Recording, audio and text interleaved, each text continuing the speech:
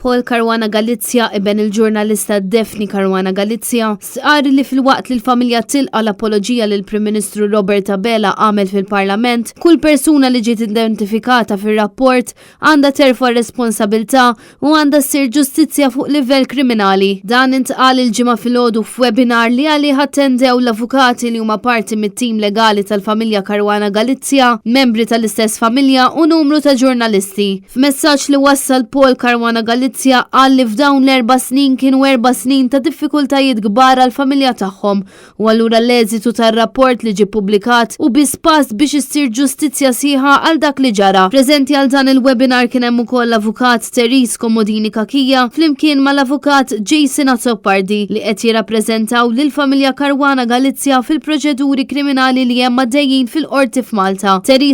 Gakija insistiet li r-rakkomandazzjonijiet magħmula mir-rapport tal-inkjesta għandhom jiġu implementati minn kumitat indipendenti u imparzjali. Hija fakret kif il-Prim Ministru Robert Abela tkellem fil-Parlament għaliex ma kellux għażla oħra.